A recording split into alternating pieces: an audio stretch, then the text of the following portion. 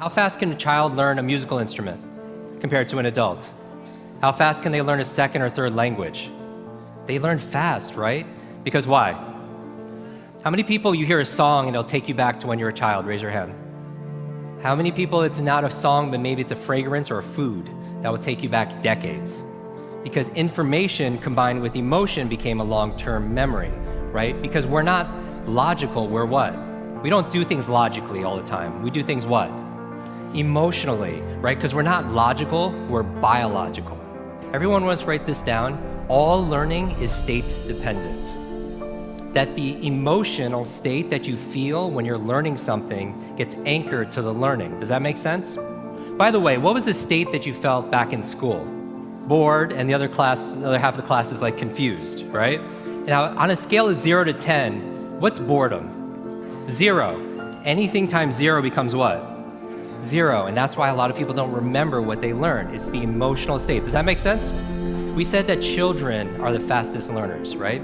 That they have this curiosity and they play all the time. Now, it's been shown in science, the research, by playing more actually creates neurogenesis and neuroplasticity. Like Einstein didn't have a bigger brain than anyone here, but in certain areas of his brain, he had highly connectedness. He did these thought experiments where he would put himself in these brainwave states, specifically theta state. That's the state that you're in when you shower. That's the theta state. That's a relaxed state of creativity. You're inspired. You come up with new ideas. New things come out of you, right? And so he had more connections in certain areas. And so you could promote that by playing more. We live in an age where it's not your muscle power, it's more your mind power. The faster you can learn, certainly the faster you can earn, but not just financially, in all the areas of your life. I remember recently, I got to introduce 2 of my modern day superheroes. It was Stan Lee. And we're going to dinner. I remember asking Stan, I was like, I have to know, you've created all these incredible superheroes. Who's your favorite? And he looks at me without a blink, he's like, Iron Man. And then he's like, Jim, who's your favorite superhero? I was like, Spider-Man. And without a pause, he says, with great power comes... The opposite is also true. With great responsibility comes great power.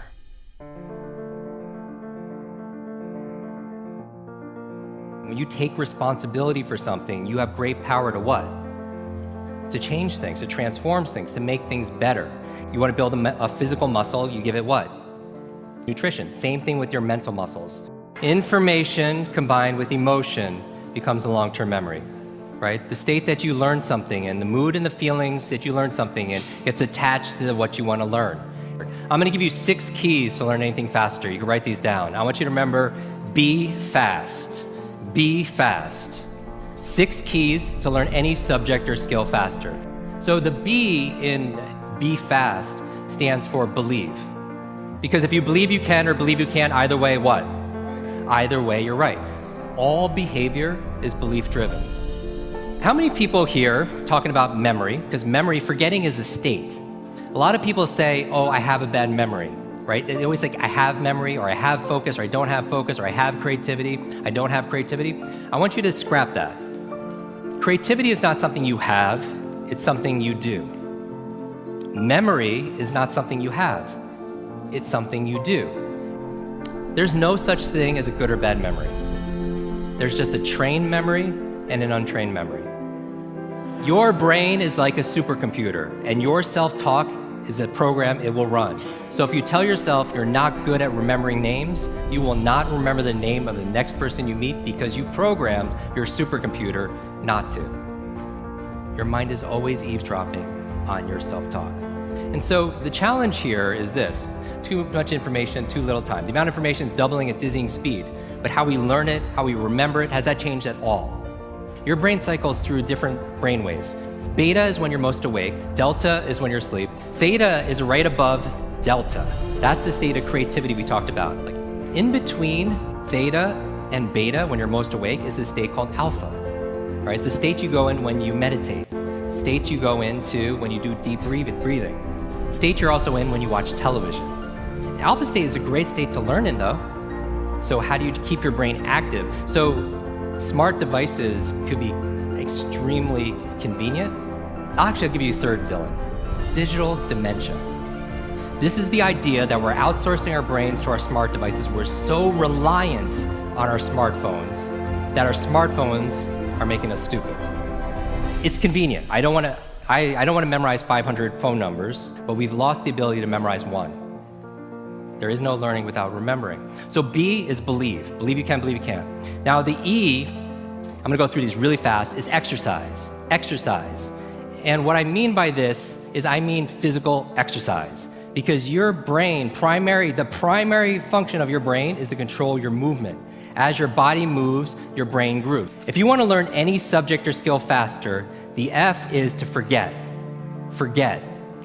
A lot of people don't learn faster because they feel like they know it already, right? So you want to forget about anything else than what you're learning here, temporarily. The A in fast stands for active. You take notes, you ask questions, you participate in it. The S in fast stands for state, that all learning is state dependent. All learning is state dependent. I never want to learn in a bored state, right? Most people, like when they read, they're in a bored state. People wonder why they don't remember what they read. So control your state. Finally, the T in fast and B fast stands for teach. You learn with the intention of teaching it to somebody else. If you had to teach this to somebody when you got back home, your team, your family, your friends, would you learn it differently, right? So you learn with the intention of teaching to somebody else. Because when you teach something, you get to learn it twice. Let me close with this. When I got home, there was a package waiting for me. I opened up. I don't know if you could put the slide on, please. I opened it up, and there's this photograph. There's a photograph of me and the entire cast of X-Men. And even better than Halle Berry and Jennifer Lawrence and everything that's on there was the note from the chairman. It said this: Jim, thank you so much for sharing your superpowers with all of us. I know you've been looking for your superhero school since you were a kid. Here's your class photo. So my question for you is this: if you could go back to that child inside of you, that younger self, and right now tell them something that they need to hear, what would that be? And if you were to go in the future, 1 year, 2 years, 5 years, 10 years ahead in the future, I believe you have wisdom inside of you. I believe you have greatness inside of you. If you were to project 10 years ahead of time and look back on this day right now, what does your current self need to hear from your future self? I have a quote that I get quoted on more than anything else. It talks about an egg and stress, that your egg is like your life, that if an egg is broken by an outside force, life ends. But if it's broken by an inside force, life begins. And all great things begin on the inside. Thank you very much.